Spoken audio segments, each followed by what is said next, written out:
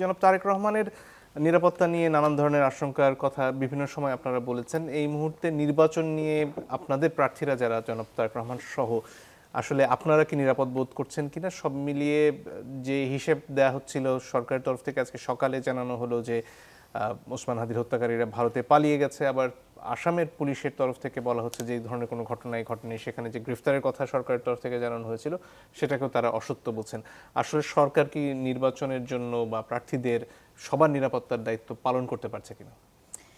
দেখুন, এইবারের নির্বাচনটা তো আসলে একটা ইউনিক নির্বাচন। এইবারের নির্বাচনের মতো নির্বাচন তো আর বাংলাদেশ কখনো দেখেনি, মানে যেটা আমরা প্রত্যাশা করছি। ফলে এইবারের নির্বাচনে, যে কোনো নির্বাচনে এক ধরনের নির্বাচনকালীন সময়ে বাংলাদেশের রাজনীতির ধরন অনুযায়ী এক ধরনের সহিংসতা, মানে সেটা কিন্তু ওই যে এই ধরনের ভয়াবহ হত্যাকাণ্ড আমরা দেখিনি।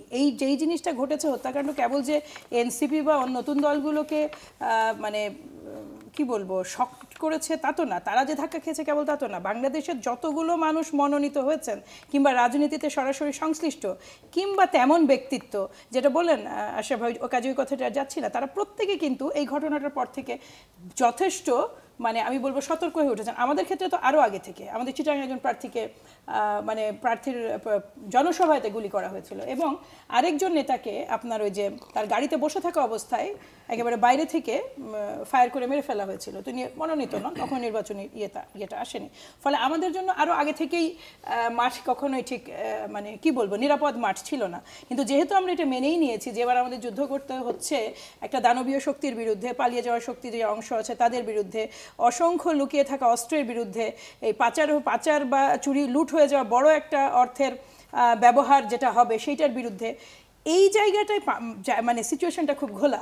এই যে আপনি নিরাপত্তা প্রশ্নে বলছেন, নিরাপত্তা আসলে অনিরাপদ সবাই বোধ করছেন, কিন্তু অনিরাপদ বোধ করলে তো আপনি রাজনীতিটা করতে পারবেন না। যেটা আশরাফ কায়সার ভাই খুব চমৎকারভাবে বলেছেন, আপনার কাজটা তো করে যেতে হবে। নির্বাচনমুখী যা কাজ, এটা সম্মানিত ভারপ্রাপ্ত চেয়ারম্যান থেকে শুরু করে প্রতিটা প্রার্থীর, তারা প্রত্যেকেই সেটার জন্য পরিকল্পনা নিয়েছে। যেমন আমাদের ক্ষেত্রে 29 তারিখ, মানে বাকি সবগুলো রাজনৈতিক দলের ক্ষেত্রে আমাদের শেষ দিন মনোনয়ন জমা দেওয়া এবং এরপরে যাচাই বাছাই আছে। এটা ফুল সুইংয়ে মাঠের পরিকল্পনা, এগুলো সব আমাদের এন্ডে, আমাদের যদি সম্মানিত ভারপ্রাপ্ত চেয়ারম্যানের বিষয়টা আমি বলি, সেটার মানে প্ল্যানিং চলছে। আর যারা মাঠে আছেন তারা অলরেডি কাজ করছেন। সরকারের ক্ষেত্রে আমি খুব সিরিয়াসলি মানে কনফিউজড। এই টোটাল মানে ওসমান হাদি ইস্যুটা এতটা কনফিউশন ক্রিয়েট করেছে যে আমাদের সক্ষমতা খুব ভালো, মঞ্জুর ভাই, আমরা দেখেছি। আর আমি বলছি আইন শৃঙ্খলা রক্ষাকারী বাহিনীর বলুন, ইন্টেলিজেন্সের বলুন, মাটির নিচ থেকে, গর্ত থেকে তারা খুঁজে বের করে আনতেন বিরোধী দলীয় মানে নেতাকর্মীদের, কে কোথায় আওয়াজ দিয়েছে সেই খবর দুদিন আগে তাদের কাছে পৌঁছে যেত। ইন্টেলিজেন্স লেভেল আমাদের যথেষ্ট স্ট্রং। আমরা যদি বলি যে আমরা একটা অথর্ব ইন্টেলিজেন্স চালে, আমরা যদি বলি আমাদের আইন শৃঙ্খলা বা আমাদের আইন শৃঙ্খলা রক্ষাকারী বাহিনী যোগ্য নয়, তাহলে ভুল হবে।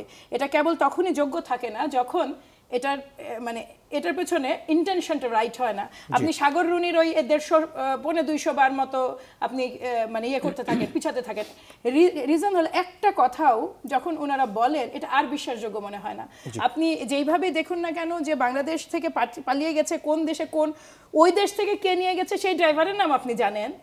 আর এত বড় একটা ইনসিডেন্ট, এত বয়স 10-15 দিন ধরে একজন কিলার এইখানে আসা যাওয়া করছে, মানে এই ধরনের কোনো ইন্টেলিজেন্স আপনার কাছে অ্যালার্ম নাই।